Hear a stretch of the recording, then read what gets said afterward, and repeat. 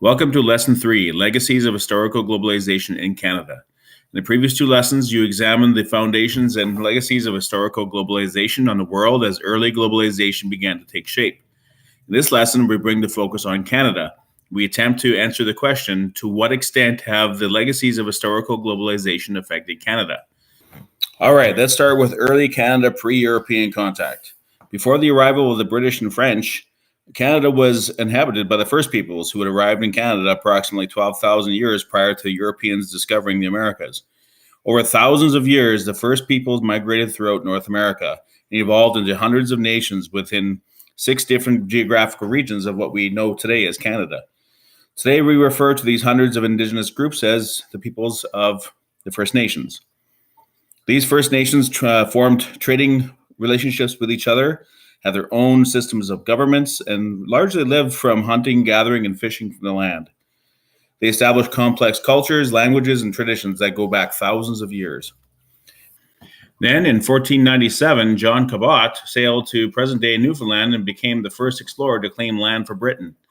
The British were not interested in settling Newfoundland at that time, but instead were amazed by the vast wealth in fish and forests that Newfoundland had to offer. In 1535, French explorer Jacques Cartier ventured further inland up the St. Lawrence River into present-day Quebec and claimed that area for France. Again, Britain and France were not interested in permanent settlements at this point, but instead were interested in what Canada had to offer in its natural wealth. By the late 1500s, the wealthy elite in Europe started a fashion trend by wearing animal furs as hats and coats, and the fur industry in Europe was taking shape. In an effort to harvest fur pelts from animals such as the beaver, the French decided to establish a permanent settlement in Canada, led by Samuel de Champlain. In 1608, Champlain founded the colony of Quebec, and the French quickly began colonizing Canada. In 1627, the King of France granted land to the first freight trading company called the Company of New France. Not to be outdone, Britain decided to get in onto the fur trade too, and in 1670, Britain granted a charter to the Hudson's Bay Company, including a vast amount of land further inland west in Canada in what became known as Rupert's Land. By the end of the 1600s, the fur trade was well underway, with Britain and France both competing with each other. The role of the First Nations people in the fur trade was very much a trading partnership. The British and French relied on the First Nations to provide fur pelts in exchange for trading goods with them, such as metal tools, axes, cooking pots, foods, and guns. Contact between French fur traders and First Nations women resulted in children that had mixed European and First Nations ethnicity. Today we know them as the Métis. The relationship between the British and the French and the First Nations changed by the second half of the 1700s, when the British began its conquest of the French colony of New France. Britain and France fought over each other's colonial territory in the 7 Years' War from 1756 to 1763. In Canada, fighting during this war came to a head in 1759 at the Battle of the Plains of Abraham, where both French General Montcalm and British General Wolfe died in battle. In the end, the British won the 7 Years' War in 1763 and signed the Treaty of Paris, which stated that France gave up all of its mainland territory of New France to the British. Having achieved success in its conquest of North America, the King of Britain issued what was called the Royal Proclamation in 1763. The Royal Proclamation is a significant moment in Canada's history and the relationship between Europeans and First Nations in Canada. The Royal Proclamation was significant because it officially claimed all land and people living in Canada as belonging to the British Crown. The British believed that the First Nations people were nations that the British could have a relationship with, as one nation towards another. And as such, the British reserved land for the First Nations to live on, with an understanding that the land belonged to the British Crown. The Royal Proclamation set out the laws and relationships that still exist today between the federal government of Canada and First Nations people. By the mid-1800s, the British and French settlers in Upper and Lower Canada were demanding self-government from the British Crown. A series of rebellions against British rule occurred in 1830 and 1831 in Upper and Lower Canada, and the colonists demanded their own responsible government and protection from future invasion from the Americans. So on July 1st, 1867, Canada was born in what we call Confederation. The first Constitution of Canada, the British North America Act, was passed by the British Crown, which established one nation of Canada with 4 provinces: Ontario, Quebec, New Brunswick, and Nova Scotia. Canada was granted responsible government and the first Prime Minister was John Macdonald. Immediately, Macdonald wanted to expand Canada further west into what was then known as the Northwest Territories. Most of Canada west of Ontario was still controlled by the Hudson's Bay Company. It was inhabited mostly by First Nations people and a smattering of European fur traders. Immediately, Macdonald encouraged immigrants from Britain to move to Western Canada with promises of free farmland in the West. Hundreds of thousands of British farmers and settlers moved westward, which immediately meant clashes with First Nations and Métis settlers, particularly in the area of the Red River Colony in what is today Manitoba. British settlers are moving in the newly granted Selkirk Grant in southern Manitoba. Land surveyors moved in and farms are created for British settlers. Métis settlers were being pushed out and, feeling their traditional way of life was being threatened, resisted British settlers. This led to what has been called the Red River Rebellion in 1869 and 1870. A group of Métis settlers led by Louis Riel, feeling threatened by the Canadian government surveyors, decided to create a provisional government at Red River and issued their demands to the Canadian government for the protection of Métis rights over land. Things got heated between the Métis and the British settlers as Riel and the Métis took over Fort Garry and arrested and imprisoned about 50 government surveyors. One outspoken Irish government surveyor who was arrested, named Thomas Scott, was very threatening and abusive to Riel and the Métis. As a result, Riel had Scott tried and executed. This prompted Canadian Prime Minister Macdonald to respond, and immediately Macdonald began negotiating with Riel's provisional government. In the end, Macdonald and the Métis agreed on the creation of Métis rights, and in 1870, a new province entered Confederation, Manitoba. However, Macdonald viewed Louis Riel as a criminal and blamed him for the execution of Thomas Scott. Macdonald ordered the arrest of Riel, but Riel escaped to the United States before he could be caught. John A. Macdonald not only wanted to open the West to British settlers, but he also envisioned a dream of a united Canada from the Atlantic to the Pacific Oceans. A new colony was emerging in the West called British Columbia, and in 1871, Macdonald promised them a national railway to unite BC with Ontario and Quebec, which Macdonald thought was essential to the creation of a unified Canadian nation that would stretch across the continent. The Canadian Pacific Railway began construction in 1881, starting in both BC moving east and Ontario moving west, and finished construction in 1885. However, to build the CPR, Macdonald saw the First Nations people, as well as the millions of buffalo that roamed the prairies, as obstacles to acquire land for the railroad and for farming settlements. Macdonald's solution was to create a series of treaties with the First Nations people in the West. Starting in 1871, the Canadian government negotiated 11 treaties with most of the First Nations in the Western Canada. The treaties, which were agreements between each First Nation and a British Crown, represented by the Canadian government, established agreements where the First Nations people agreed to share land with the government in exchange for a series of treaty rights for their people. These rights included land reserved for First Nations people, education, medicine, and hunting and fishing rights. The First Nations people considered these treaties sacred agreements for sharing land with the European settlers, as well as necessary to their survival due to the decline of the buffalo, which were being overhunted, as well as the devastating effects of smallpox and other diseases. The Canadian government also believed that treaties were significant, not only to the expansion and gaining of more territory, but also to a peaceful relationship with the First Nations people instead of a conquest by force.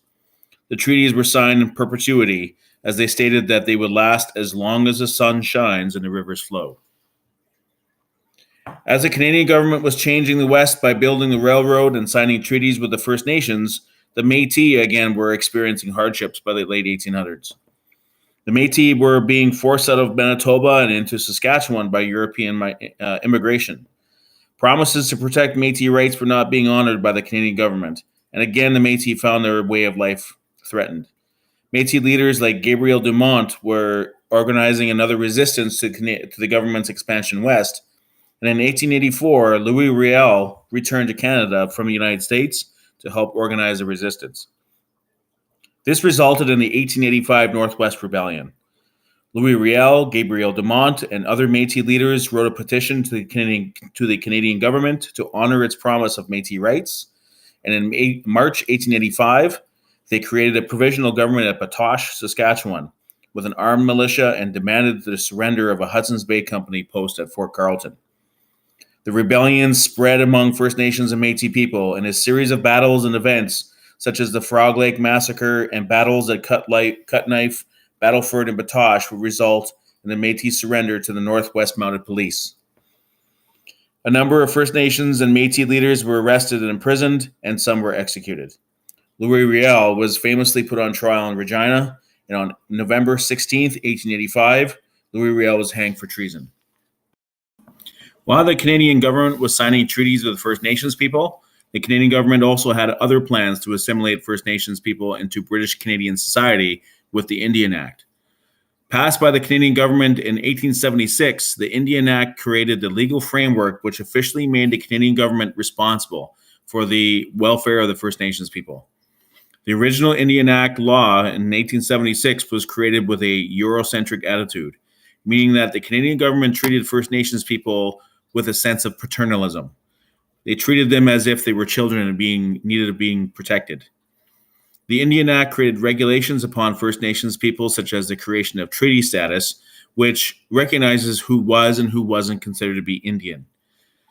The Act identified people by their Indian status and belonging to bands and organized them into band councils. The band councils were made dependent on the Canadian government, as the government gave each council a certain amount of money every year that the council had to run the band. Many First Nations people lost their legal Indian status depending on which government bureaucrat was responsible for them.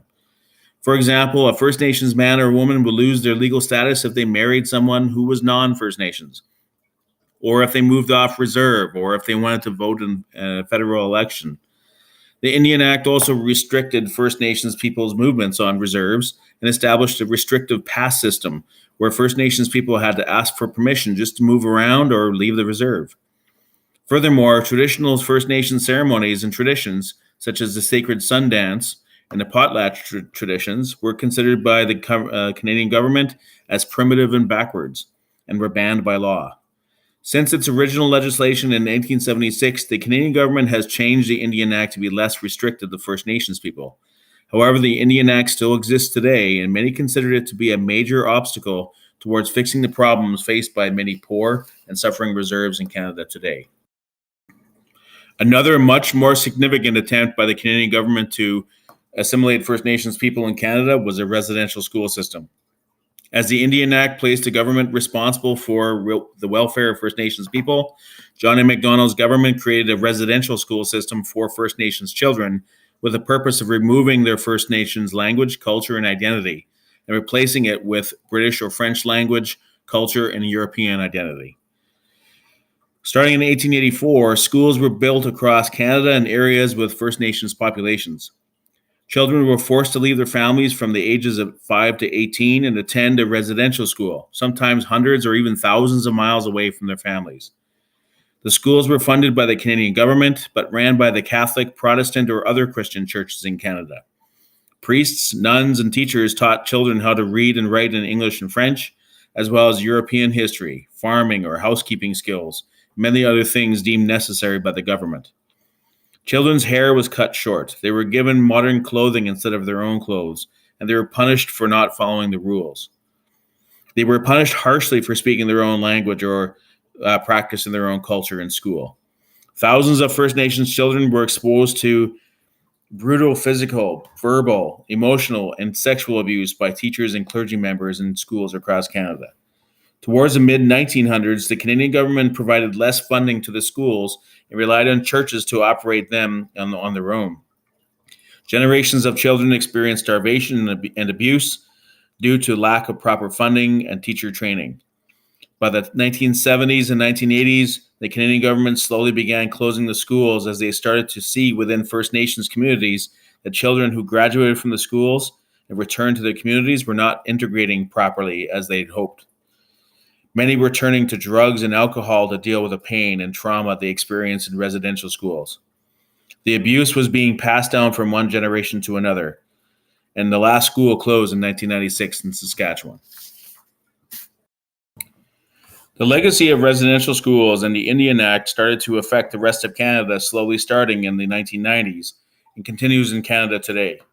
A series of violent armed standoffs with a number of First Nations of land took place across Canada. Social issues in First Nations communities, such as high rates of crime, alcohol and drug abuse, gangs, homelessness, and other problems, were becoming visible across Canada. The Canadian government investigated these issues in First Nations communities in 1996 with the Royal Commission on Aboriginal Peoples. The Royal Commission report stated that the Canadian government was responsible for problems facing First Nations communities, as they were largely the result of negative attempts to assimilate First Nations people.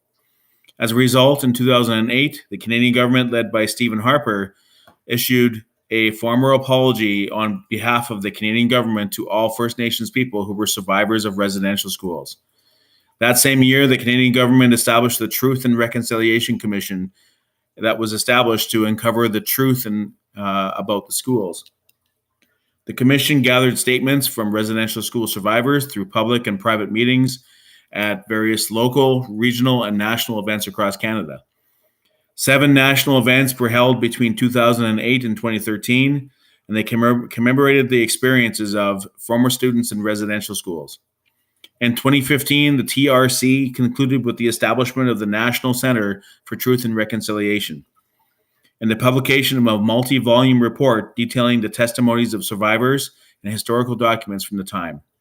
This report also recommends 94 calls to action for Canadian society to address the issues created by residential schools and to begin the process of reconciliation in Canada.